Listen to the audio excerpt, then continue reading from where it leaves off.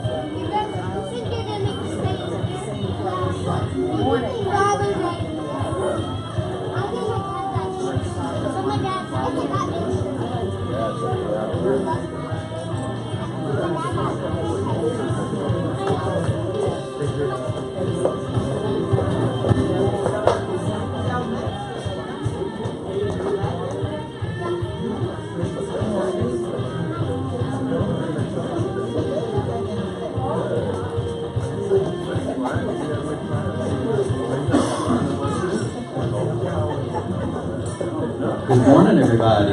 Happy Father's Day. We welcome you today. We'll begin our service in just about 2 minutes, so we're already live on Facebook today. Everybody say, hey, let them hear you say hello. We're so glad that you joined us. Maybe you're sitting there with your coffee, enjoying yourself. Just sit back and relax, enjoy the service with us, and we're so glad that you are part of our Father's Day service. If you're watching us online or if you're here in our sanctuary, please go onto Facebook really quickly and check in and say, hey, I'm here. Simply go to your Facebook page and it'll say check in. You'll see Unity Church of Metairie. Click that and let the world know that we're here. So we will begin just shortly. So welcome everybody and happy Father's Day.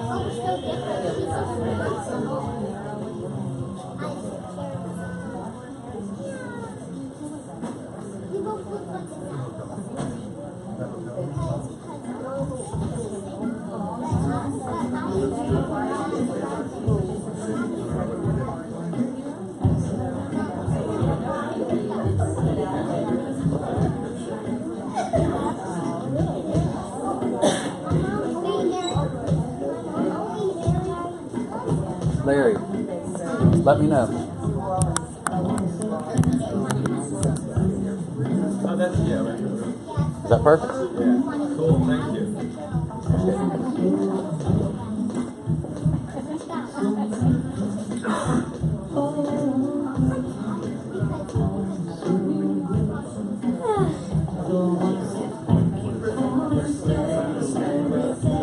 Ready to sing?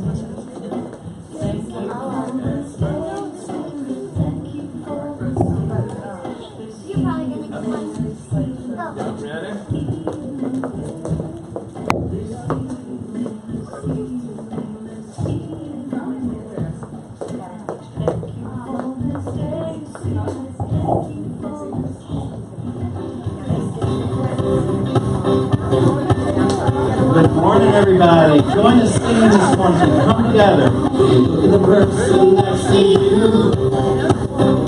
Say, I love you and I love you too. Now feel the love in the sanctuary. Now lift your voice and repeat after me. We come together. We come together. We come together. In the name of God. We come together. We come together. We come together. In the name of God. Welcome everybody to our wonderful Father's Day service. We're so glad you're here with us today as we honor those fathers and loving figures in our lives. Now look at the person next to you. See, I recognize the God in you. Come on now, feel the love in the sanctuary. Feel the love in the sanctuary. Now lift your voice and repeat after me. We come together. We come together. We come together. In the name of God, we come together. We come together. We come together. In the name of love, every walk of life, every walk of life, every creed and color, every creed and color. In you should we unite, in you should we unite, in honor of the God in each other. The person next to you, say, now say I'm out in you. Feel the love in the sanctuary, feel the love in the sanctuary. Lift your voice and repeat after me. We come together, we come together, we come together. In the name of God, we come together, we come together, we come together. In the name of God, we come together. We come together, we come together, in the name of God, we come together, we come together, we come together, in the name of love. Y'all take just a moment and say hello to your spiritual family with some hugs and handshakes. Hello, everybody.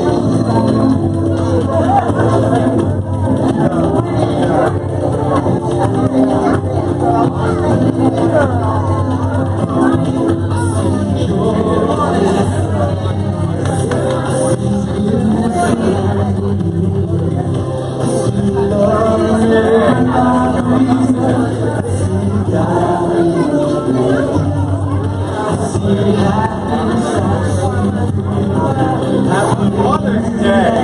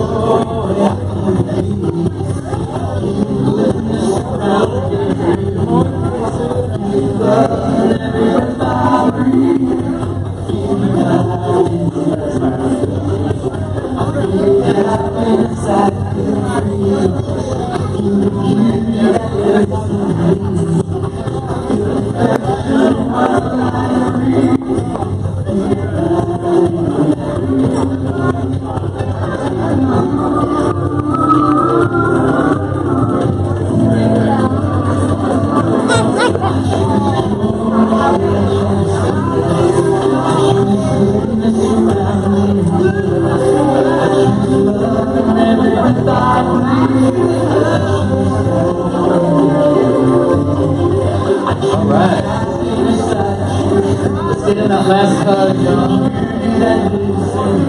Good morning, good morning.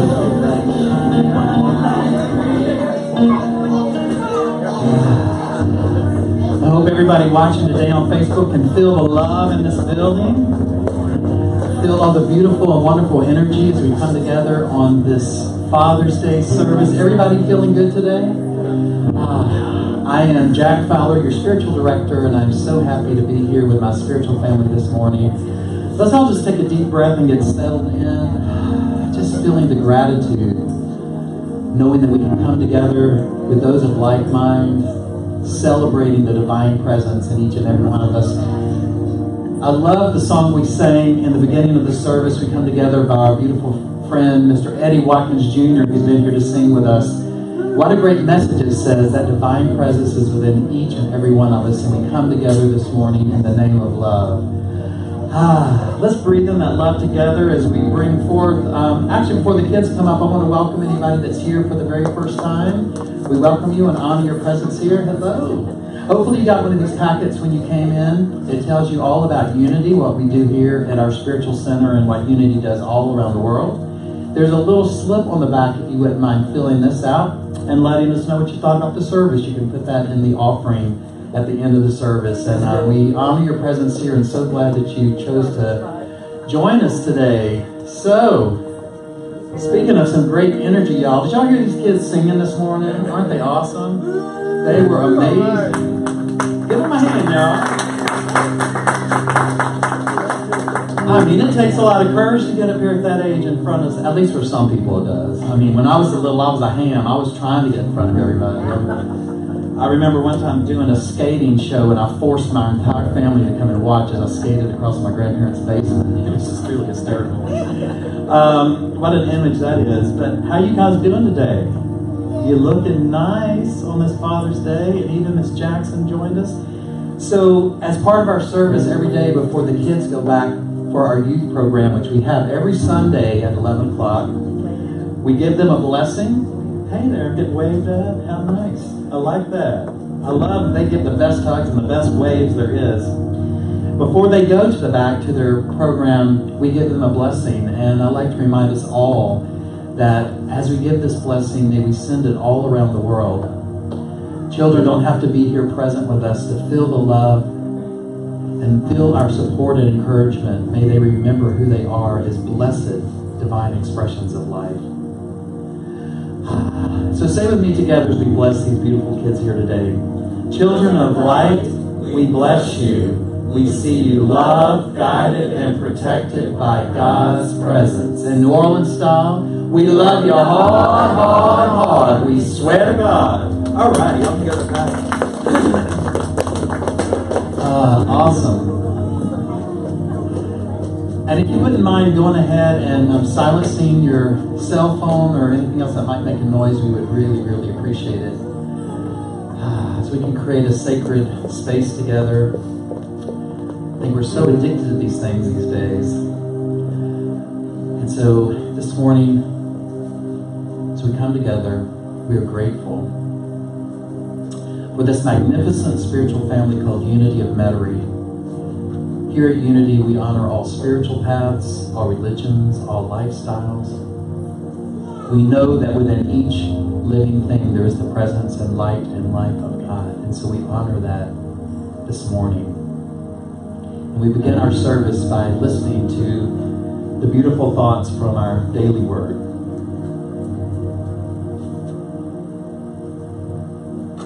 Today's daily word, Sunday, June 17th, 2018. Father's blessing. I bless all those who encouraged my self-discovery, growth, and learning. In the United States today, it is traditionally an opportunity to show appreciation for fatherly influences. I offer a prayer of gratitude for the fathers who provide necessary guidance, strength, and support for their children. Whether or not we had a masculine influence in our lives, it's encouraging to realize that Spirit lives and moves and has being in every one of us. Spirit encompasses both masculine and feminine aspects. While the softer love associated with a mother seems more appealing, the masculine aspect of the fatherly role as a mentor, a guide, and a supportive presence is also essential to the proper performance of our spiritual purpose. I give thanks for those who encourage self-discovery, growth, and learning. Today's daily word is taken from Proverbs 27. The righteous walk in integrity. happy are the children who follow them. Beautiful words as we begin our service today.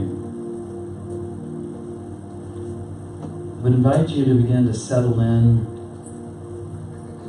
as best you can, bringing all of your attention and focus to right here, right now, into this moment. Recognizing that the past is over, the future isn't here. The only thing we have is this moment, right here, right now, and everything that we need is here. So I invite you to just relax, leaving your thoughts and worries and concerns at the door, and just become present here, ready to listen. Listen to that still small voice that's within, that is always guiding us, always leading us. Allow yourself to be present here in this moment. Opening your heart, opening your mind, ready to hear. Right here, right now, we have come into the presence of God, and our hearts are open to the love that's found. Right here, right now. Right here, right now. We have come into the presence of God, and our hearts are open to the love that's found. Right here, right now. And our hearts are open. And our hearts are open to the love that's found. Right here, right now.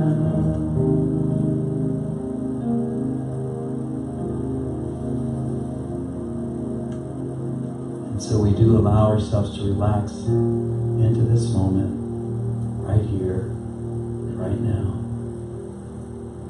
Moving into a deeper time of prayer and meditation. And Bill, would you mind cutting up the house lights for me, please? Thank you.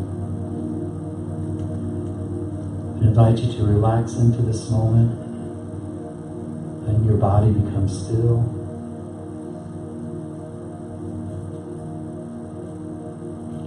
In this part of our service, we intentionally move into the stillness, into the silence, knowing that within each and every one of us there is wisdom, and there is peace, there is joy.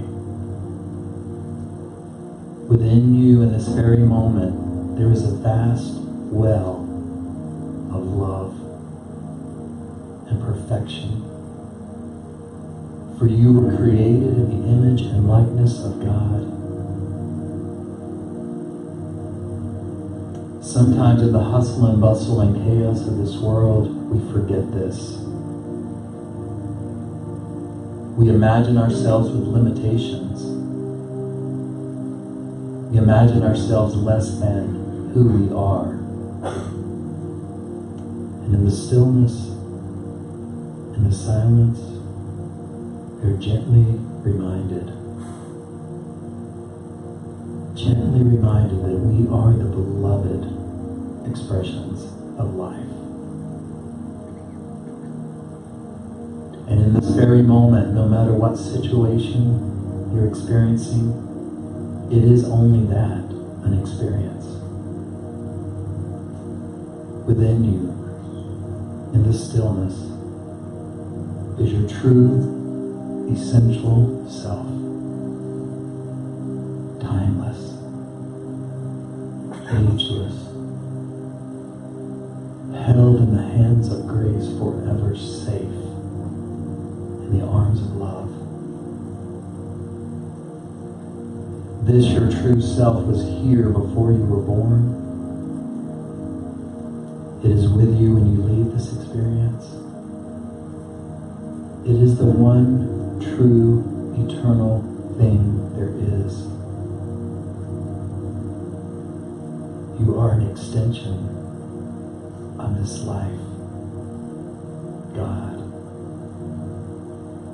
This magnificent presence. It holds us in safety.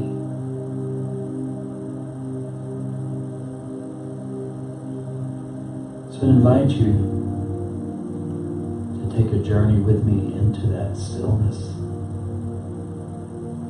Allow yourself to relax. Feel your physical body becoming still and quiet.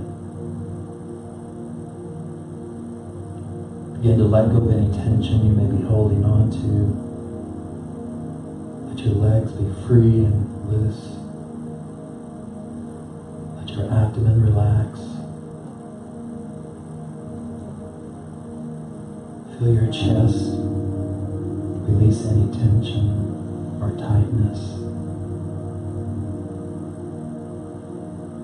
Feel your shoulders gently drop, feeling the natural force of gravity, surrendering, letting go, releasing.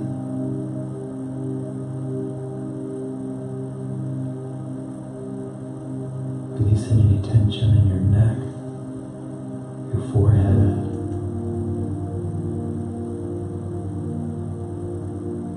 Allow your face to gently soften,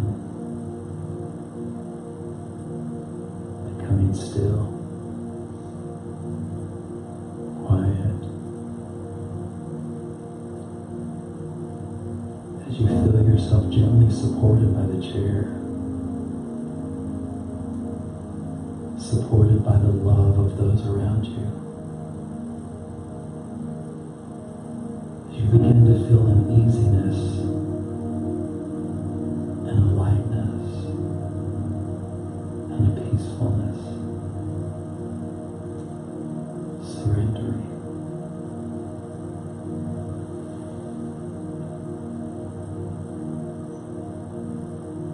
Now gently begin to watch your breath. Breathing in deeply, becoming conscious of your breath as it comes into your lungs.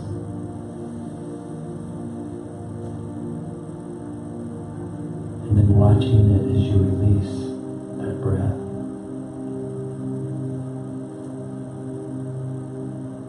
And if you become uncomfortable or distracted or even irritated, just simply bring your attention back to your breath.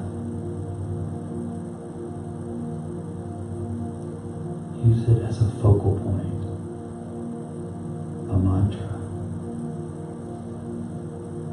an entrance into the stillness. Breathing. Breathing in the very breath and life of God.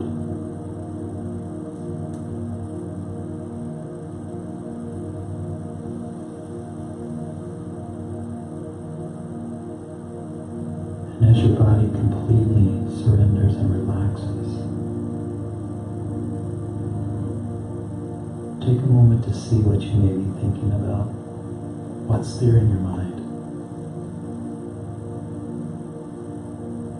What concerns or thoughts?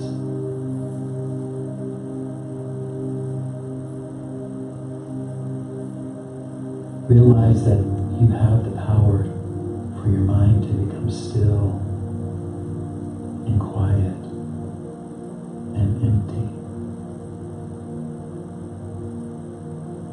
Become the watcher of your thoughts.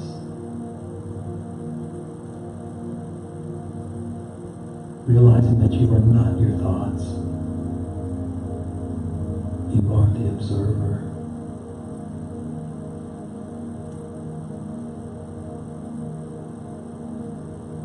And allow your mind to unwind,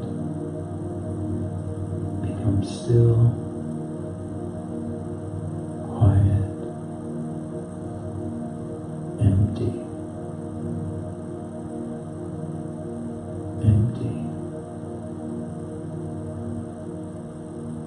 For in this sacred space between your thoughts, there is a gap.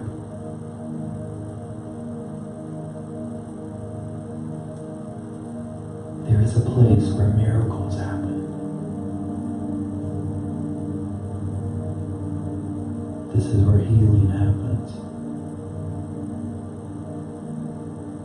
In this gap, in the stillness, in the silence.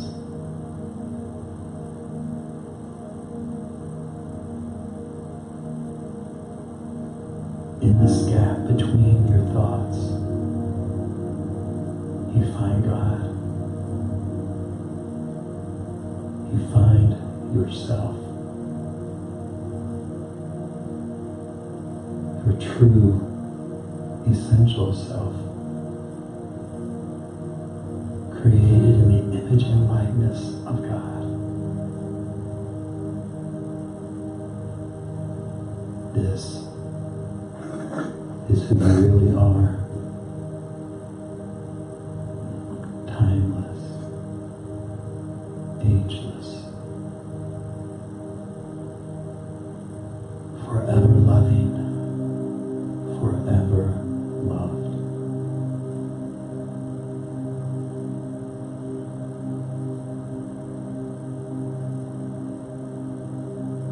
And this, your true essential self, has never changed.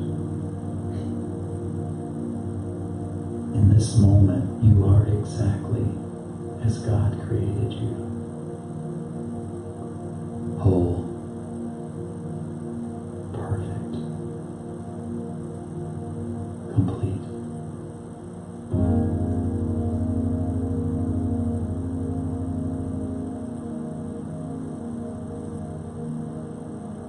Moving even more deeply into the stillness, becoming empty,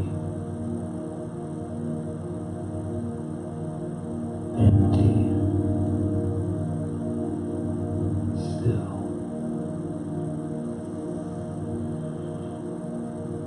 quiet, resting.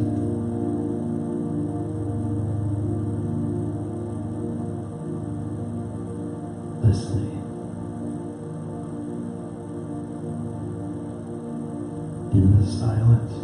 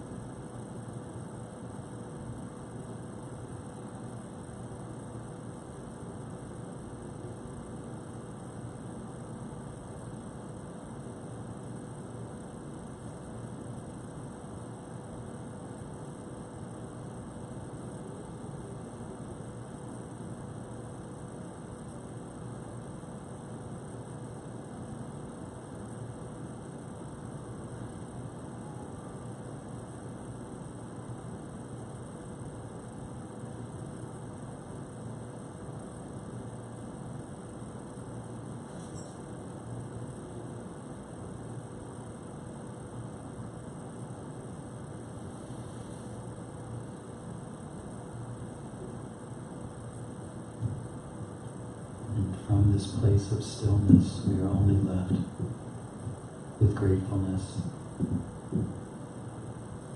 knowing that we are exactly as God created us. We may have forgotten.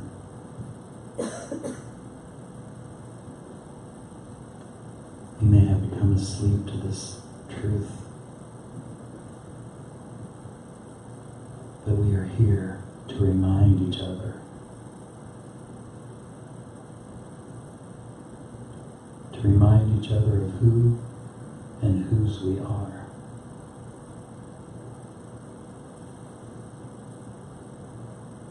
I'm grateful for this time together, for I know that every encounter is a holy encounter orchestrated by Spirit. There are no mistakes in the mind of God. You are in this moment exactly where you are supposed to be. Exactly where you need to be.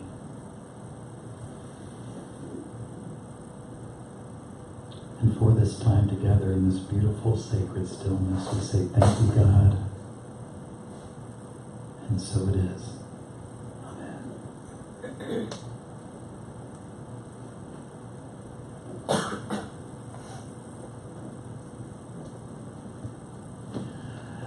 Good morning again, everybody. Good morning.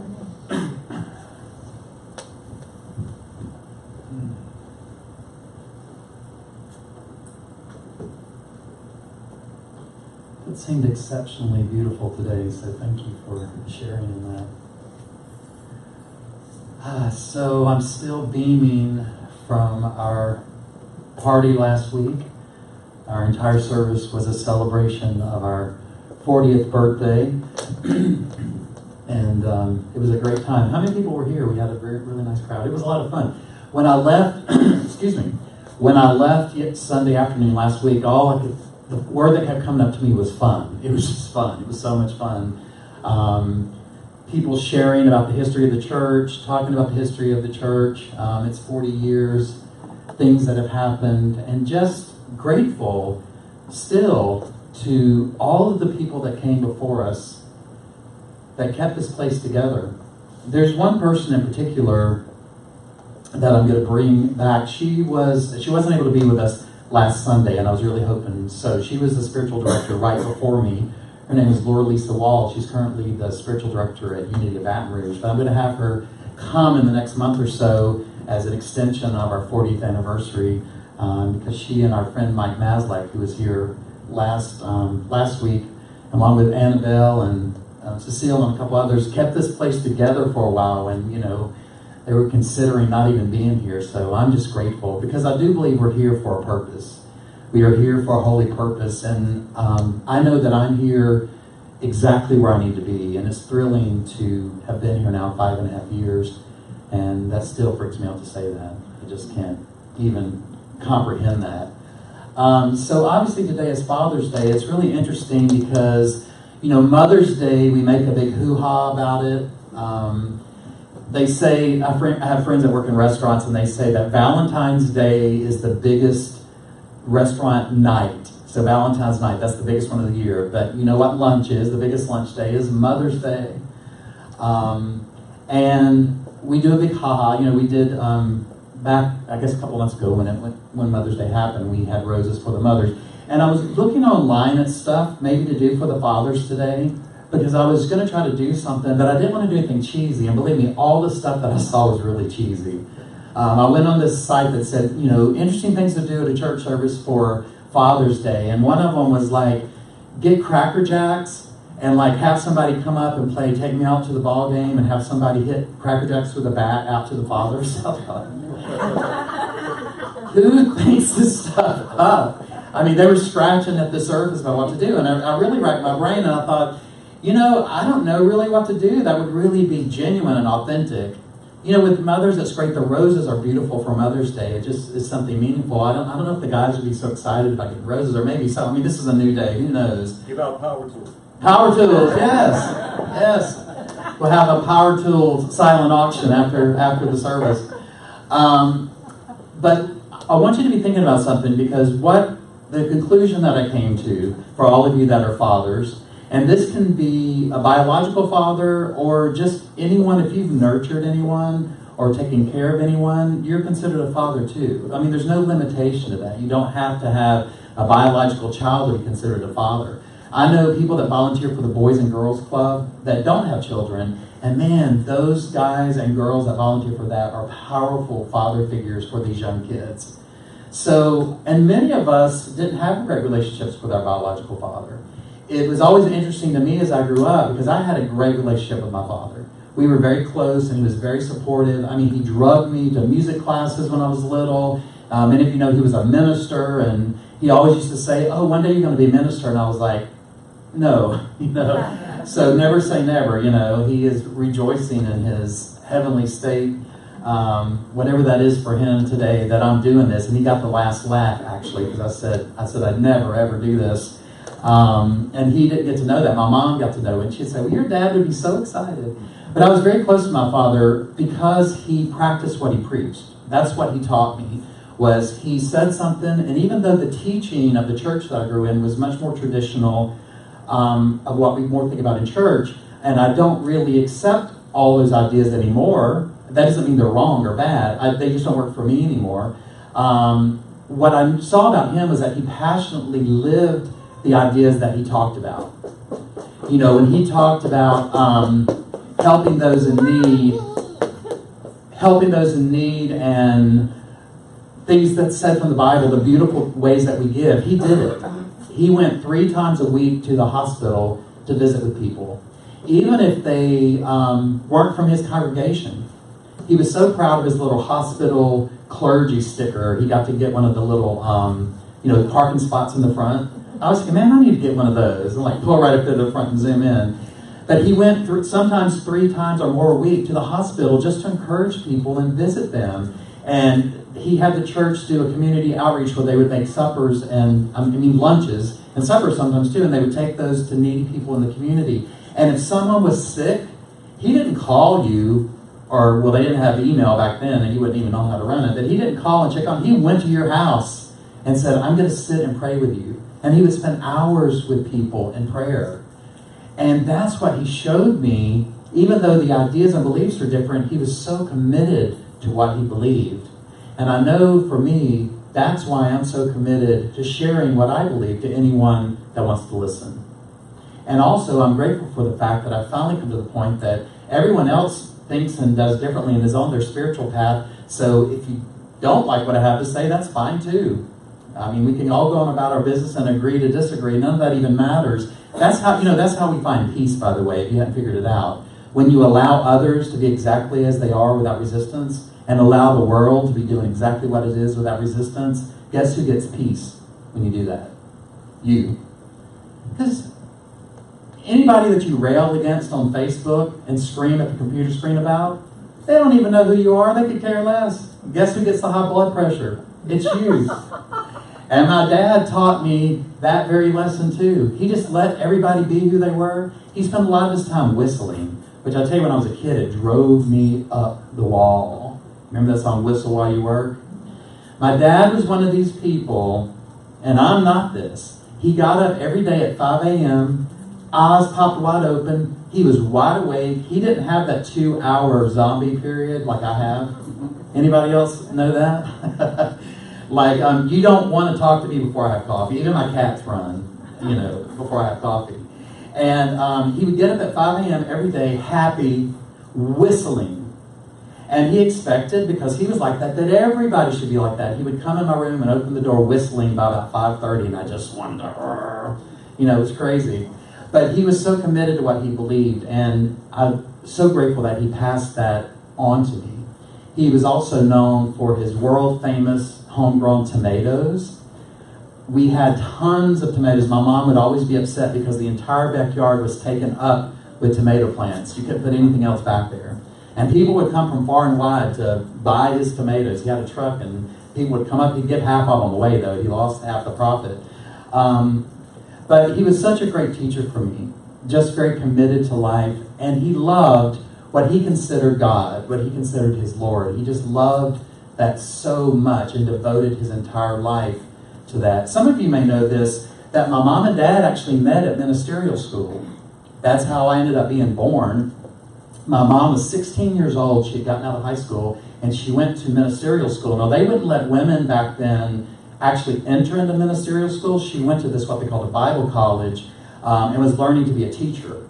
Because women could be teachers. Thank God we've come past that for the most part, for most groups anyway. But women could be teachers, but not ministers. And my mom proved everybody wrong. Now, this is in the 40s. You have to realize this, the late 30s and 40s when this happened. A very different environment for women at that time. And they used to have an open mic night at their Bible college. Now, I said she was there being a teacher. My dad was being a minister. My mom talked about how she was standing in the cafeteria and she saw him eating a bag of peanuts, and that was it. I mean, that was it. That was their love story. She went over, they shared peanuts, and they were together for 65 years after that. And so my mom was smart because, and I'm going to get back to my dad in a minute, but I have to include mom in this because they worked as a team. That's why I'm including her today, even though it's not Mother's Day. So on Wednesday night, they had open mic night when anybody could get up and speak or talk or share or read Bible verses or do whatever. So my mom took that. She was very smart. She took that as an opportunity to share her thoughts and her ideas, and she would preach. You know, they didn't tell her she couldn't preach on Wednesday night. They just wouldn't let her be a preacher.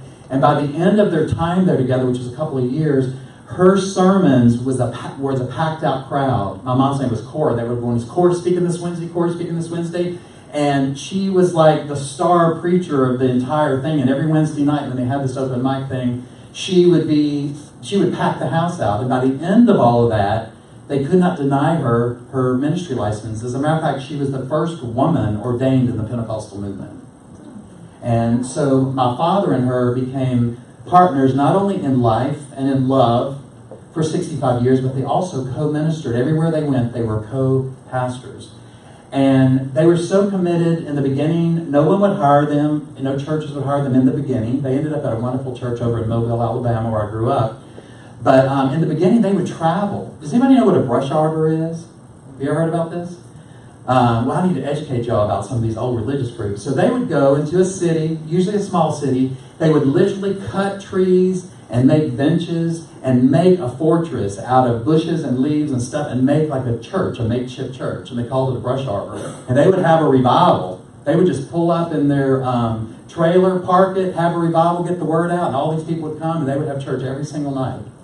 And my mom had an accordion, and we still have that accordion. It's one of the most treasured things that I have from my mom. My sister takes care of it because she's good with that stuff. But my mom, they couldn't carry a piano or a keyboard around. My mom had an accordion, and she would get up there and play the accordion, and my dad would go to town, and they would just have a big old good time. I mean, actually, church was really fun when I grew up. I mean, they should have charged a cover. It was very, very exciting. Of course, being a kid, I didn't like it that much. You usually rebel against what I wish I would have known then, what I know now, and just relax and enjoy myself. So my dad actually willed me into existence. And many of you know that I'm working on my book, and this has become one of the chapters about how all this happened. I have a sister that's 20 years older than me.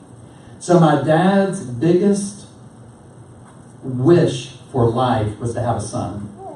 That was by far one of the most important things to him as far as his personal life, is to have a son. So they had my oldest sister, who's 20 years older than me. They had another daughter 7 years later, and they had another daughter about 8 years later. So here's these three girls, and I have to realize by this time my mom is in her early 40s. And back then, in the early 60s, it was really unusual for a woman to become pregnant in her 40s. As a matter of fact, the doctor had told her, you're not able to have any more children. And my dad used to tell the story that he would sit back and say, I got this, God and I got this, I'm going to have a son.